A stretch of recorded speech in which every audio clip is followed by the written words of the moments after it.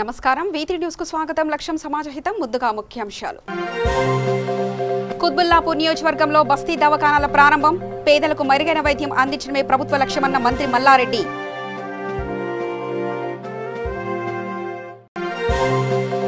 నూతనంగా ప్రారంభించే 45 బస్తీ దవాఖానాలతో అదనంగా 4000 మందికి వైద్య సేవలు ప్రజలకు మరింత చేరేందుకు ప్రభుత్వం కృషి చేస్తుందన్న మంత్రి ఈటల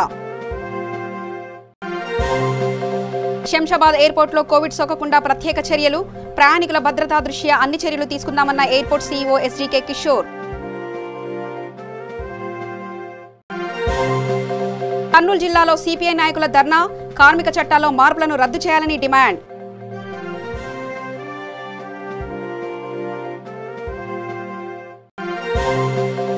నిజామాబాద్ జిల్లా వర్ణి మండలంలో విషాదం ఇంటి గోడ కూలి 2 మృతి 3కి తీవ్ర గాయాలు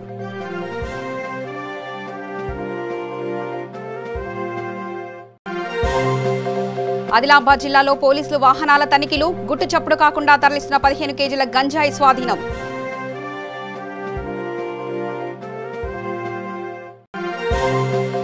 భద్రాద్రి కొత్తగూడెం జిల్లాలో జోరుగా ఇసుక మాఫియా 7 ట్రాక్టర్లను సీజ్ చేసిన అధికారులు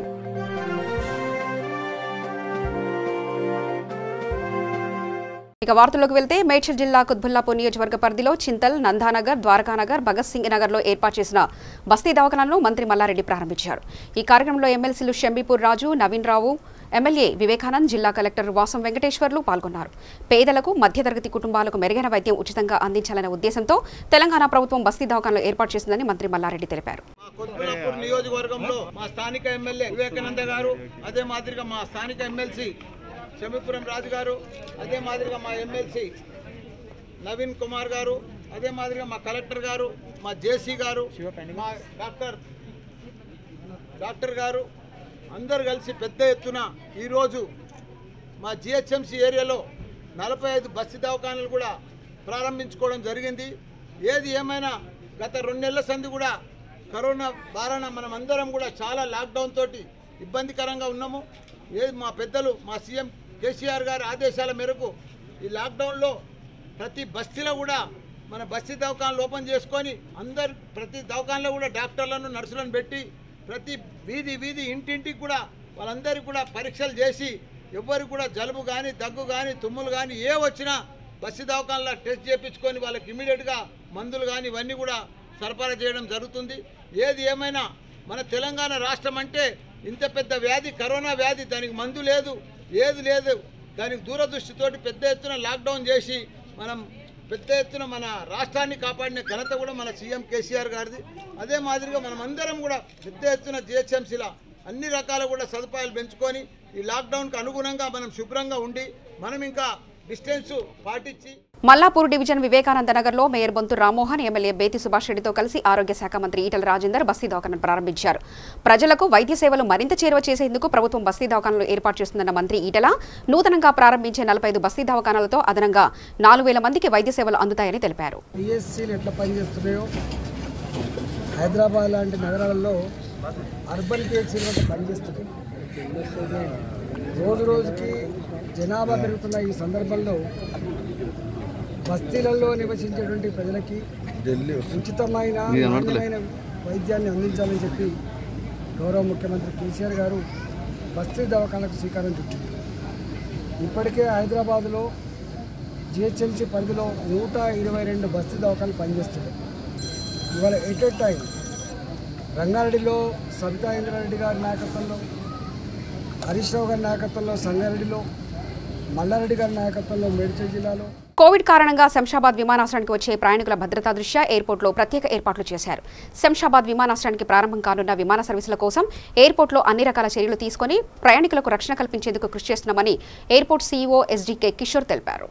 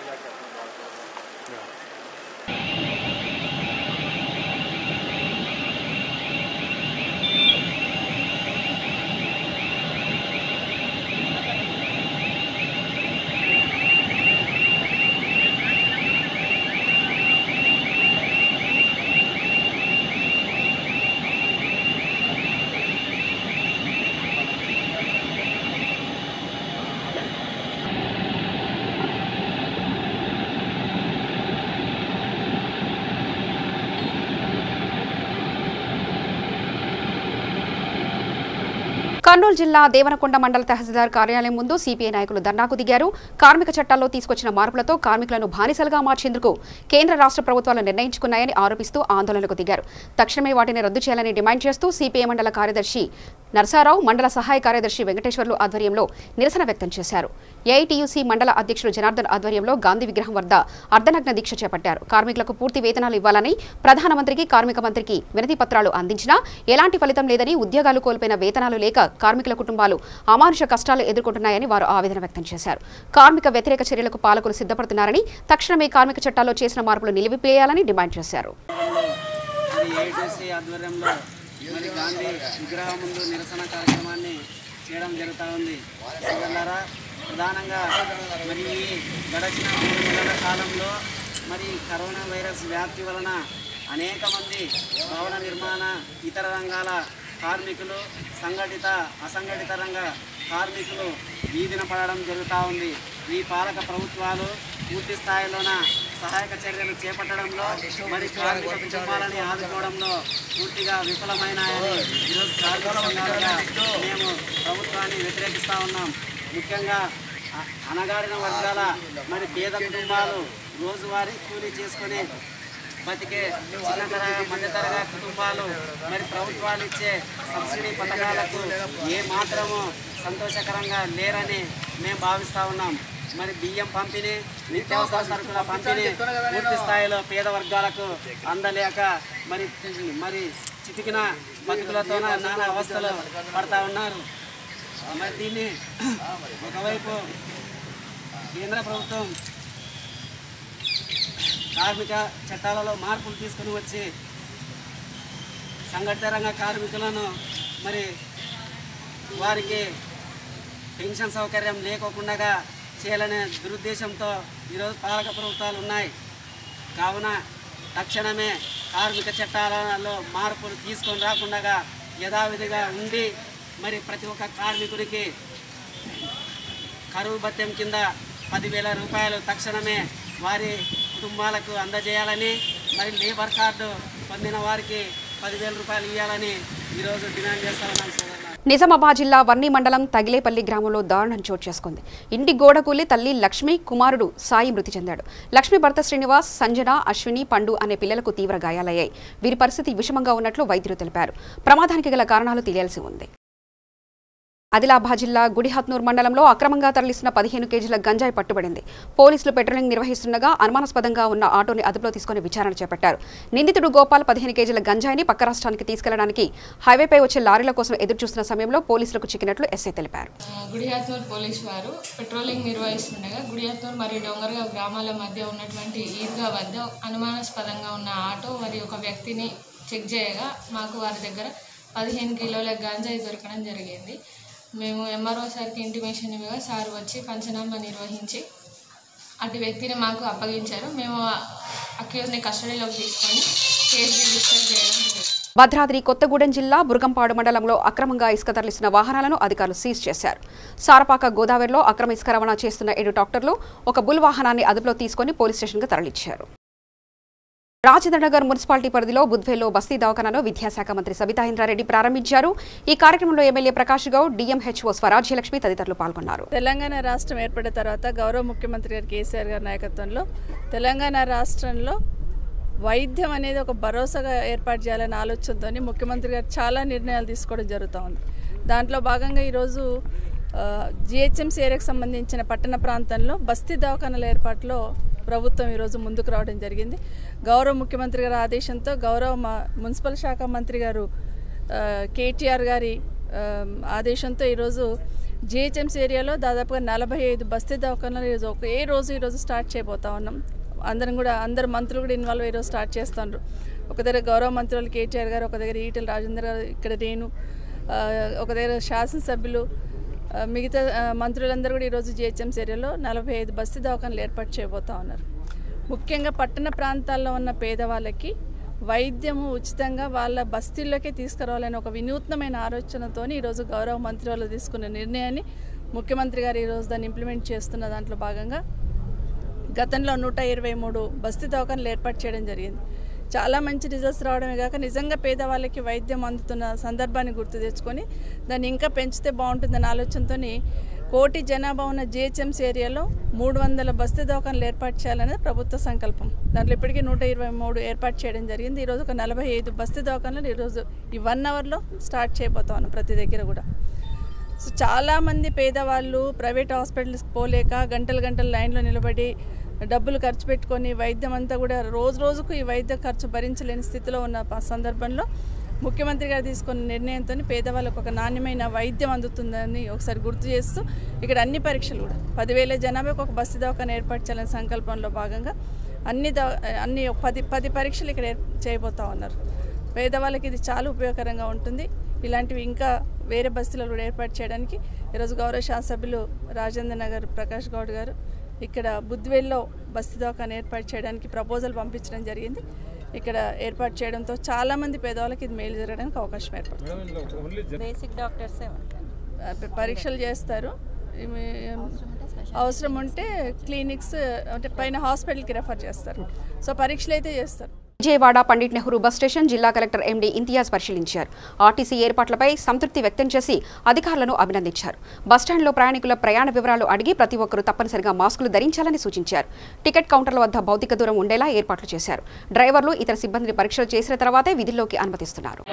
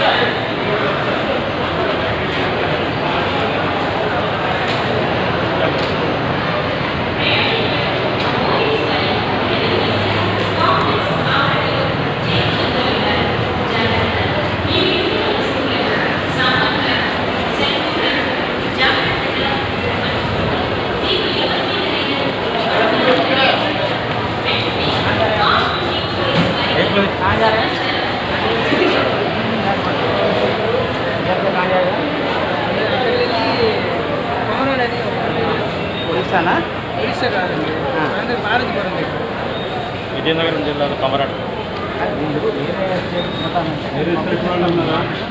సూర్యాపేట నగరంలో పీడబ్ల్యూడీ రోడ్ నుండి రేఖ్యా నాయక్ తండా వరకు బీటీ రోడ్ నిర్మాణ పనులను రాష్ట్ర విద్యుత్ శాఖ మంత్రి జి జగదీష్ రెడ్డి శంకుస్థాపన చేశారు. ఈ కార్యక్రమంలో రాజ్యసభ సభ్యులు బడుగుల లింగయ్య యాదవ్, జిల్లా పరిషత్ chairman G Deepika, RDO Mohan Rao, ప్రజాప్రతినిధులు, అధికారులు తదితరులు పాల్గొన్నారు. నియోజకవర్గంలోని వివిధ మండలాలలో దాదాపుగా 15 కోట్ల రూపాయలతో వచ్చిన వివిధ రోడ్లను శంకుస్థాపన చేసుకుంటా ఉన్నాం. అయితే ఈ సందర్భంగా ప్రజలందరికీ కూడా నేను చేసే విజ్ఞప్తి, తప్పకుండా ఎటువంటి కార్యక్రమాలు చేసినా ప్రజాప్రతినిధులు ఈ భౌతిక దూరాన్ని పాటించడం మాత్రం తప్పకుండా అమలు చేయాలి. నిబంధనల పరిధిలోనే అందరం కూడా పనిచేయాల్సిన అవసరం ఉంది. ఎందుకంటే లాక్డౌన్ ఎత్తేసినంత మాత్రాన కోవిడ్ పోయినట్టు కాదు, కరోనా లేనట్టు కాదు. కరోనా ఉంటుంది, దాంతో కలిసి ప్రయాణం చేయాలి, దాన్ని మన శరీరంలోకి రానియకుండా చూసుకోవాలి. ఇది మొత్తం ప్రపంచంలో మానవ సమాజం నేర్చుకున్న అంశం. దాన్ని ఇంతకాలం దాని నుంచి మనం దూరంగా ఉండి దాన్ని మనకు రాకుండా నివారించే ప్రయత్నం చేస్తున్నాం. ఇప్పుడు దానిపైన ఎదురు దాడి చేయాల్సిన ప్రయత్నం సందర్భం వచ్చింది. ఎందుకంటే ఇంకా ఎక్కువ కాలం ఇళ్ళలో కూర్చొని ఉండలేం. దాని భయం కంటే, దాని బాధ కంటే ఆకలి బాధ ఎక్కువ పరిస్థితి వస్తుంది. కాబట్టి ప్రపంచం అంతా కూడా ఒక అవగాహనకు వచ్చి వివిధ దేశాలన్నీ కూడా దీన్ని ఎట్లా ఎదుర్కోవాలి అనే దానికి ఒక నిర్ణయానికి వచ్చి అంతటి కూడా లాక్డౌన్స్ తీసేసి యథావిధిగా పనులు ప్రారంభించడం జరుగుతూ ఉంది. తప్పకుండా ఎక్కడైనా కావచ్చు, అది వ్యవసాయం పని కావచ్చు, ప్రభుత్వ కార్యాలయం కావచ్చు, ఫ్యాక్టరీ కావచ్చు, ఇంకేదైనా కార్యక్రమం కావచ్చు, ప్రభుత్వం అనుమతించిన మేరకు, కేంద్ర రాష్ట్ర ప్రభుత్వాలు అనుమతించిన మేరకు పనిచేసే ఎటువంటి కార్యాలయాలైనా సంస్థలైనా అంతటా కూడా నిబంధనలు పాటించి ఎవరికి వారి స్వీయ రక్షణ పద్ధతులను పాటిస్తూ కార్యక్రమాలు నిర్వహించాలి. తప్పకుండా మరి చూస్తూ ఉన్నాం, ప్రపంచం అంతా కూడా దాదాపుగా 2.5 నెలలు ఎక్కడెక్కడ నిలబడిపోయింది. జగిత్యాల జిల్లా ఇబ్రహీంపట్నం మండల బీజేపీ పార్టీ మండల అధ్యక్షుడు జకరయ్య ఆధ్వర్యంలో రైతులు ఎదుర్కొంటున్న సమస్యలపై ఎంఆర్ఓ శ్రీలతకు వినతి పత్రం సమర్పించారు. ప్రభుత్వం అనుసరిస్తున్న వైఖరి వల్ల రైతులకు అన్యాయం జరుగుతుందని, గత 2018 సంవత్సరంలో ఎన్నికల ముందు ముఖ్యమంత్రి కేసీఆర్ రైతులకు హామీ ఇచ్చిన రైతు బంధు పథకంలో చాలా ఇబ్బందులు ఉన్నాయని వారు ఆరోపించారు. ప్రభుత్వం రైతులు ఆదుకుంటుందని చెప్పి ఇబ్బందులకు గురిచేస్తుందని మండిపడ్డారు. ఇబ్రహీంపట్నం తహసీల్దార్ గారికి వినతి పత్రం ఇవ్వడానికి వచ్చాము. ముఖ్యంగా చెప్పాలంటే 2018 ఎన్నికలకు ముందు మన కేసీఆర్ గారు హామీ ఇచ్చారు రైతులకు రైతు బంధు పథకం గురించి. ఆ రైతు బంధు పథకంలో చాలా లొసుకులు ఉన్నాయి. చాలా మంది రైతులకు ఇప్పటి వరకు రాలేదు. వాళ్ళ కొత్త వారు కూడా కొంతమంది కొత్త రైతులు కూడా ఆడయ్యారు. సో వాళ్ళని దృష్టిలో పెట్టుకుని ఉన్న రైతులందరికీ 2018 కంటే ముందు ఏ విధంగా అయితే రైతుల ఖాతాలో జమ చేసినరో ఈ రైతు బంధు పథక నిధులు, ఇప్పుడు కూడా అదే విధంగా దానికి ఏం కొరువీలు పెట్టకుండా రైతుల ఖాతాలో నిధులు జమ చేయాలని కోరుకుంటున్నాము. అదేవిధంగా 2018 ఎన్నికలకు ముందు ఈ రుణమాఫీ ఏదైతే ప్రకటించిండో ప్రతి రైతుకు ₹1,00,000 రుణమాఫీ, అది ఇప్పటి వరకు చాలా మందికి ఎవరికి రుణమాఫీ రిలీజ్ చేయలేడు. కానీ రైతులు ఇప్పుడు ఆల్రెడీ పంట వేసుకునే సమయం వచ్చింది, రైతులకు ఇప్పటికీ రుణాలు రాలేవు. దాన్ని షెడ్యూల్ చేసి రైతు రుణమాఫీ బంధం ప్రకటించి రైతులకు డబ్బులు రిలీజ్ చేసి మళ్లీ బ్యాంకుల ద్వారా లోన్లు ఇప్పించి రైతులకు న్యాయం చేయాలని మేము ఇక్కడ కోరుకుంటున్నాం. అదేవిధంగా కొత్తగా రీసెంట్లీ నిన్న వ్యవసాయ శాఖ మంత్రి చెప్పాడు, మేము 40 రోజుల నుంచి సర్వే చేసి అధికారులతో మాట్లాడి సైంటిస్టులతో మాట్లాడి మేము ఒక సమగ్ర రైతు విధానాన్ని తీసుకొచ్చాము అని చెప్పారు. దాంట్లో రైతులకు చాలా ఇబ్బందులు ఉన్నవి. దాంట్లో ఏం చెప్పాడంటే మొక్కజొన్న వేయకూడదు, పత్తి వేయాలి, కంది వేయాలి అని చెప్పాడు. పత్తి మన ఏరియాలో పండే పంట కాదు. ఇంతకుముందు పత్తి పండిస్తే చాలా మంది రైతులు ఆత్మహత్య చేసుకున్నారు. మరి మనం స్పెషల్ గా పసుపు వేస్తున్నాము, పసుపులో అంతర పంటగా మొక్కజొన్న వేస్తాము. మరి మొక్కజొన్నకు బదులు ఏం వేసుడు ఇప్పటి వరకు మనకేం వాళ్ళు డిక్లేర్ చేయలేరు. సో మీరు చెప్పిన పంటలు వేస్తేనే ఈ రైతు బంధు పథకం వర్తిస్తుంది, లేకపోతే లేదని కొర్రీలు పెడుతుర్రు. మరి సమగ్రంగా సర్వే చేసి ఈ పంటలన్నీ సమగ్ర విధానంతో పండించి రైతుకు మేలు చేస్తామన్న ఉద్దేశంతో మీరు ఏదైతే చేసిర్రో మరి చెరుకును దాంట్లో ఎందుకు చేర్చలేరు?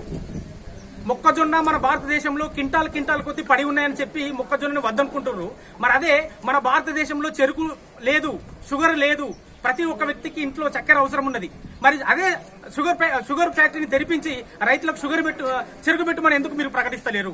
నిర్మల్ జిల్లా మూతల్లో రైతు బంధు రుణమాఫీ పథకాలను రైతులకు అందజేయాలని కోరుతూ తహసీల్దార్ లోకేశ్వరరావుకి దేవోజీ భూమేష్ వినతి పత్రం అందజేశారు.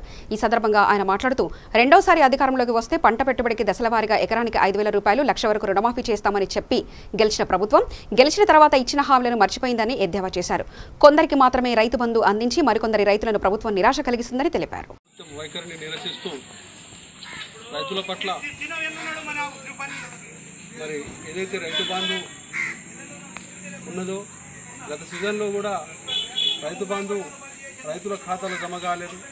మరి కొత్తగా ఎవరైతే కొనుగోలు అమ్మకాలు చేసిందో అన్నదమ్ముల నుంచి వారసత్వంగా వచ్చిన భూములు కూడా ఈ సీజన్లో వారితో కలిపి ప్రతి ఒక్క రైతు అకౌంట్లో మరి రైతు బంధు జమ చేయాలి. ఎటువంటి షరతులు లేకుండా ఎకరానికి 5,000 ఇస్తానని హామీ ఇచ్చిండ్రు. ఆ హామీ ప్రకారమే మరి కేసీఆర్ ఇవ్వాలి. అలాగే మరి ఎన్నికల సమయంలో ₹1,00,000 రుణమాఫీ చేస్తానని వాగ్దానం చేశారు. మరి ఇప్పటి వరకు రైతులకు ఎటువంటి అణపైసా కూడా మాఫీ చేయలేదు. ఈ లాక్డౌన్ కారణంగా రైతులు ఎందరో కష్టాలలో ఉన్నారు.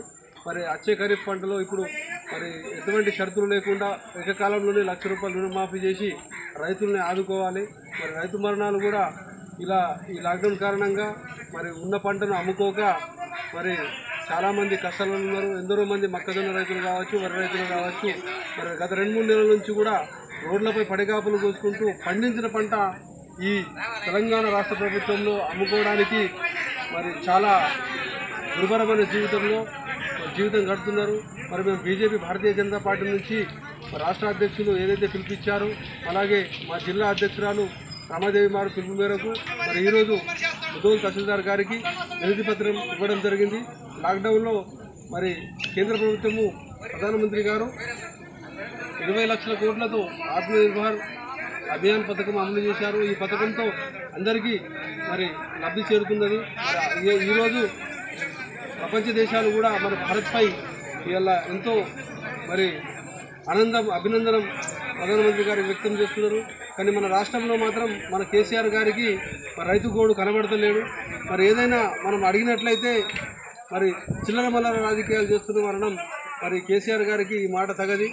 నేను ఒకటే కోరుతున్నాను, తప్పకుండా రైతులకు రైతు బంధు విషయంలో, రుణమాఫీ విషయంలో, పంట కొనుగోలు విషయంలో న్యాయం జరగాలి. వారికి న్యాయం అయ్యేంత వరకు మా పోరాటం సాగుతుందని నేను ఈరోజు ముదోల్ మండల భారతీయ జనతా పార్టీ శాఖ నుంచి కోరుతున్నాను. ఖమ్మం జిల్లా పెరువలి మండలం బియ్యం బజార్ గ్రామంలో ఇటీవల బయట రాష్ట్రాల నుంచి వచ్చిన వలస కూలీలను సుమారు 40 మందిని బీసీ హాస్టల్స్, ఎస్సీ హాస్టల్లో ఏర్పాటు చేసిన క్వారంటైన్ కేంద్రాలకు తరలించారు. అయితే వీరిలో అనితా శ్రీనివాసరావు అనే దంపతులకు కరోనా లక్షణాలు ఉండడంతో వారిని ఐసోలేషన్ సెంటర్కి తరలించారు. కరోనా పరీక్షలు నిర్వహించిన అధికారులు శ్రీనివాస్కు కరోనా పాజిటివ్గా ఉందని గుర్తించారు. ఈ మేరకు వీరి ప్రైమరీ మరియు సెకండరీ కాంట్రాక్టులు 35 మందిని ఖమ్మం జిల్లా కేంద్రంలోని ఐసోలేషన్ కేంద్రానికి తరలించారు. ఐసోలేషన్ సెంటర్లో బాధితులను జిల్లా డీఎస్ఓ డాక్టర్ కోటిరత్నం పరామర్శించారు. ఈ సందర్భంగా ఆమె కరోనా రాకుండా తీసుకోవాల్సిన జాగ్రత్తలను వివరించారు.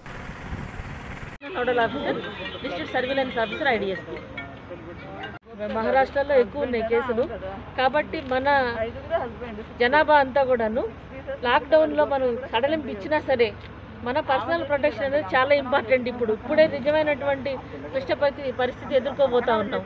ప్రతి ఒక్కళ్ళు మాస్క్ లేకుండా బయటకు రావద్దు. అట్లాగే గుంపులో జనసమూహాల్లో వెళ్ళమాకండి.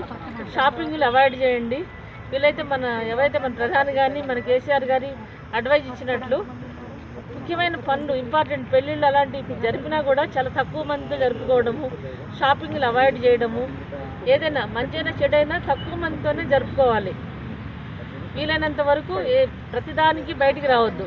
వారానికి ఒకసారి ఇంట్లో వాళ్ళు బయటకు వచ్చే ఎక్కువ రాకుండా ఒకటేసారి ఒక వారానికి సరిపడా కొనుక్కొని పెట్టుకుంటే తడవకి బయటకు వచ్చి కొనుక్కునే అవకాశం ఉండదు.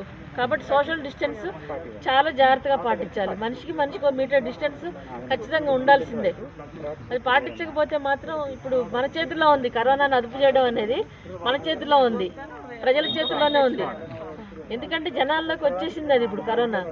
కాబట్టి ప్రజలే దానికి జాగ్రత్త తీసుకోవాలి.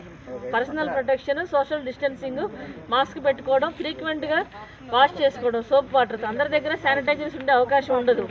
కాబట్టి సబ్బు నీళ్ళతో కరెక్ట్గా ఆ దారగా పడుతున్న నీళ్ళలో ఒక 2 నిమిషాల పాటు సబ్బెట్టి చేయగలుగుకుంటే చాలు.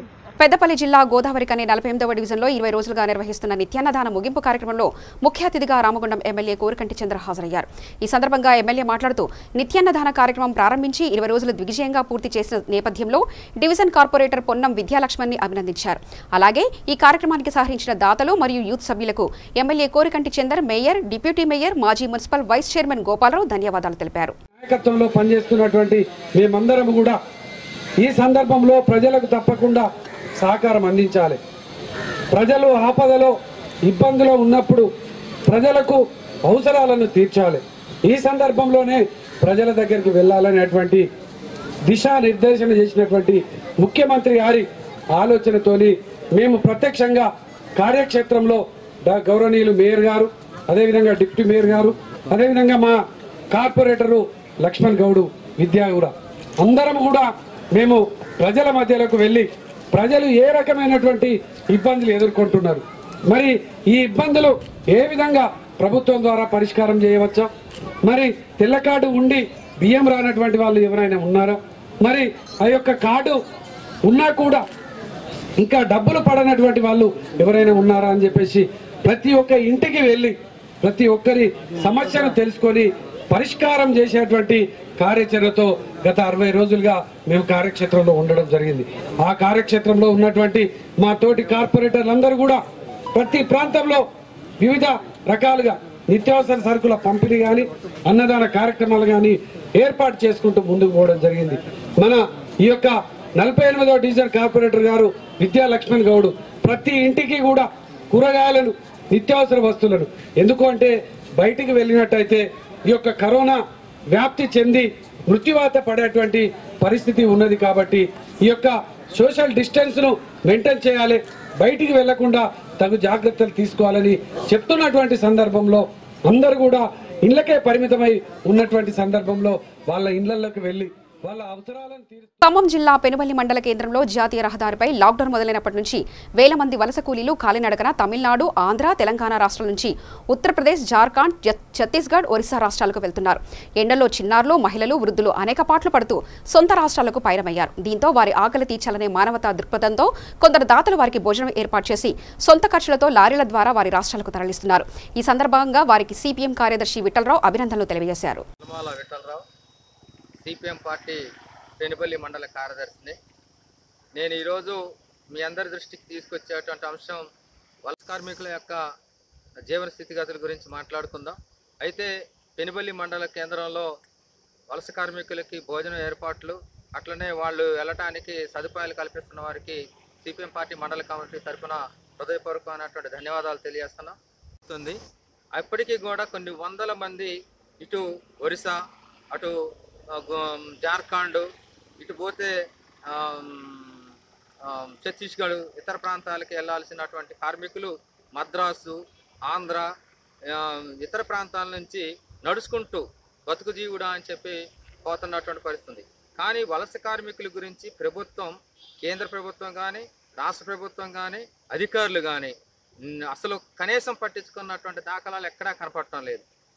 శ్రీశ్రీ అన్నట్టు బతుకు తెరువుకు బాటసారి, పట్నం వెళితే ఎంత కష్టం, తల్లి మాటను లెక్క చేయక ఇల్లు వదిలి బయటకు వచ్చిన బాటసారికి ఎంత కష్టం అన్నట్టు ఈరోజు బతుకు జీవుడా అని చెప్పి 20 లక్షల కోట్లలో ₹1 వలస కార్మికులకు కేటాయించారా అని చెప్పి మేము అడుగుతున్నాం.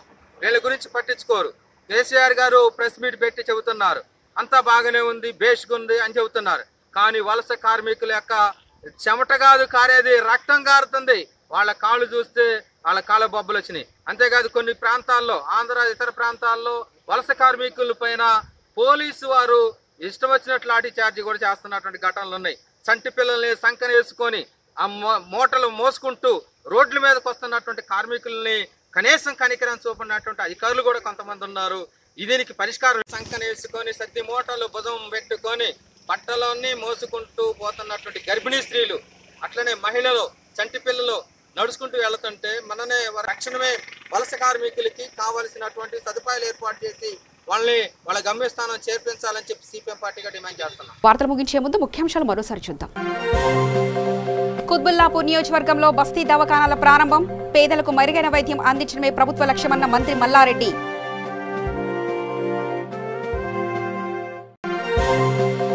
నూతనంగా ప్రారంభించే 45 బస్తీ దవాఖానాలతో అదనంగా 4000 మందికి వైద్య సేవలు ప్రజలకు మరింత చేరేందుకు ప్రభుత్వం కృషి చేస్తుందన్న మంత్రి ఈటల.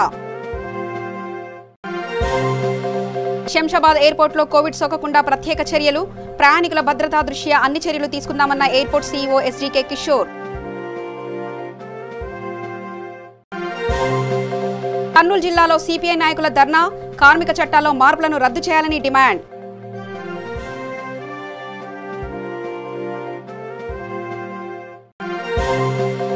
నిజామాబాద్ జిల్లా వర్ణి మండలంలో విషాదం, ఇంటి గోడ కూలి 2 మృతి, 3కి తీవ్ర గాయాలు.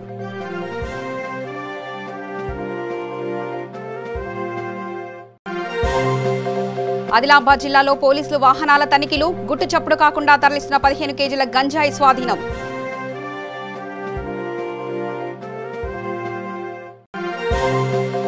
భద్రాద్రి కొత్తగూడెం జిల్లాలో జోరుగా ఇసుక మాఫియా, 7 ట్రాక్టర్లను సీజ్ చేసిన అధికారులు.